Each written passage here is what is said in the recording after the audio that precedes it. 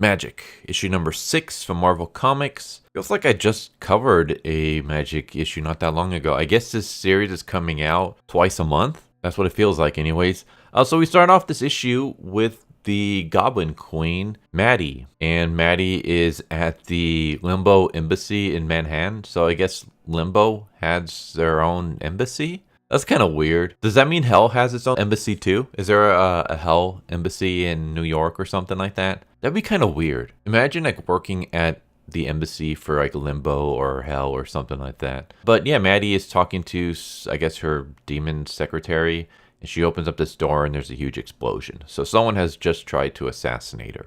And then that's when we cut to Magik, and she is getting rid of all of Liminal's demons. So Liminal was defeated in the last issue. He was sealed away by Cal. Cal sacrificed himself, or used his body as a seal to get rid of Liminal. I'm hoping that's not the end of Liminal, because it feels very, I don't know, kind of weak. I discussed this in the last video. It's like you build up this huge threat who basically could become like a god. Like that was his goal. And he had like the power to take over all of Earth. And then he got defeated really, really quickly. So I'm hoping that that's not the case. I guess we'll see. But right now we have Magik, Psylocke, and Juggernaut going around and just fighting demons. These are the demons that were being controlled by Liminal, like they're Liminal's henchmen. And now they're just cleaning up after his mess. And that's when Magik gets a mental warning about the embassy. So I guess she has a connection to the embassy still.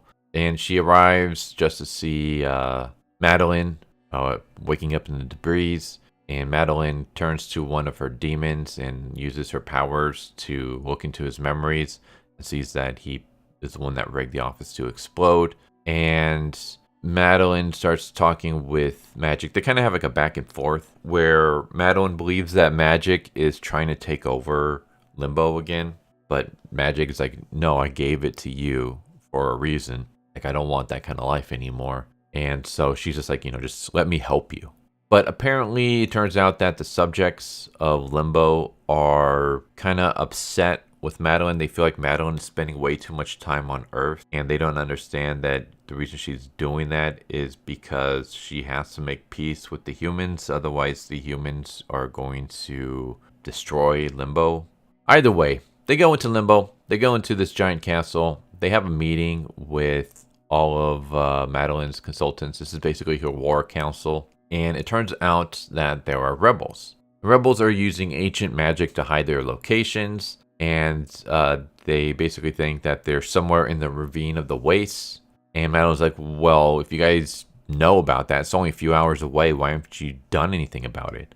And the demon says, well, we can't act without the approval of the monarch. You haven't been in Limbo, so we haven't been able to do anything. And so Madelyne says, I won't be questioned by my own council. It looks like she's kind of losing power here. I mean, the demons kind of have a point. Like, if you told them that we're not allowed to do anything without your approval, and you haven't been here for them to ask for your approval for anything, so they haven't done anything, that's kind of your fault. But she basically says, gather the battalion, surround the area, and don't let any of them escape. And then the demons just kind of stare at them, and then Madelyne stares at Magik, and she's like, oh, so now you want my opinion? But basically Madelyne starts getting upset because she's like, you're questioning my order. You say you require the approval of the queen, where here she is. And the demons are like, well, Ilyan Rasputin holds the soul sword. She was forged in the realm. She equally holds the right to rule. And so Magik has to tell them, hey, I gave up the throne to Maddie. When she gives the orders, follow it. And they come across the ravine of the waste, where they see demons using their magic to create this sword. And that's when Madelyne and Magik show up and they start fighting. And Magik is like being very, very snarky. She's dropping a bunch of quips like Spider-Man. Is that how her character is? I'm legitimately asking because I don't really know much about Magik. I've read a couple things with her in it. And by a couple of things, I mean literally the number of things that I've read with her in it, I can count off on one hand and still have fingers left over. And even then, I don't know if that was like canon, if that was 616 Magik or not. So most of my knowledge of Magik comes from Marvel Rivals, which is very little because there's not really much story in that. And Marvel's Midnight Suns, the Midnight Suns video game, which is pretty awesome. I haven't beaten it yet, but I freaking love Magik in that. Like, she's awesome, but she doesn't come across as very like quippy and sassy and stuff. She's kind of, I don't want to say stoic, but she's a lot more quieter and kind of takes, keeps to herself. So I don't know if that's how the character actually is, or if in the video game, like, she's her own thing. Like, if that's just another version of her. So yeah, is Magik supposed to be like this? I guess let me know. But they start fighting against the demons, and as they're fighting, Magik notices that the demons are able to summon this new sword. It's a rapier. They're able to summon the rapier to like each other's hands. So if one demon is getting like defeated, or he gets killed or whatever, and another one is getting attacked, that one that's getting attacked can summon the rapier to them and fight. And they explain that they all have equal claim to the sword, and this sword eats the power of Magik's soul sword. And they continue fighting some more. As they're fighting, Magik is basically in her head saying how she's questioning if Madelyne has what it takes to be the queen. Like, how will she ever control Limbo if she can't even deal with my quips and stuff? Because Madelyne can hear her thoughts, Madelyne gets distracted, the demons attack her, hold her from behind, and they're about to kill her with the sword. And they basically explain what the sword is. That the sword is forged from negative emotions of Limbo's residents. So all of Limbo's residents is all their collective negative emotions were poured into this sword, and that's how it was created. And Magik says, the thing you should realize is that I have plenty of bad memories associated with this place, which means that I can control this weapon as well, since I am a member of Limbo. So she summons the sword to her and says that names have power in Limbo, and you have not named this sword. Your claim has not been solidified. So I'm going to name it. She says, since this is the complete opposite of my soul sword, I'm going to call it the Wraith Sword. And she uses it to do dispatch of the rebels. And Madelyne uses her powers to knock out the leader, and they're going to throw him in the dungeons. And then they kind of just make up, where Madelyne kind of questions, like, do you want Limbo back? And Magik says, no, just because of one mistake. Like, I caused invasions of Earth when I controlled Limbo. So, whatever. I gave it to you because I thought you would be able to rule. And I don't want this kind of life anymore. I want to heal by living on Earth, but I don't want my healing to cause you harm. And that's what Madelyne says, but I want to control Limbo. So she's like, all right, then do so. Just know that if you ever have trouble, you can come to me. I don't want to like overthrow you. I don't want to be questioning your orders. Like, I don't want to undermine you, I guess is what I'm trying to get at. So if you need my help, then come to me. And just a little bit more. I don't want to spoil everything. I thought this was good. I liked it. I thought it was a lot better than previous issue. But now that's more because I felt like I mentioned before, all the build-up for Liminal, and it was just kind of destroyed. I am kind of wondering, though, if this story is going to go anywhere. Because without spoiling it, the way that this issue ends, it seems like we're going back to Danny and her group and Cal and all that stuff. So it seems like the story arc is going to be more focused on Earth stuff. And that this might just be like a filler kind of issue. It even said that Madelyne was special guesting in this issue. So since she's only doing a special guest appearance, I'm assuming she's not going to appear in other issues, which means that this storyline is done. Which I will be really disappointed if that's the case, because I like the idea of Magik having to work to stop a rebellion trying to take over Limbo. Like, that sounds kind of cool, where Magik has to work with a bunch of demons to fight a bunch of rebellious demons to make sure that Limbo stays the way it is and doesn't get taken over by evil demons. That sounds awesome. So I'm hoping that's where the story is going, but just the way that the last couple pages ends, it makes me believe that that's not the case, and that this whole subplot is either done or kind of taking a back seat, and maybe we'll get like some little moments, but it's not going to be the main focus. I could be wrong.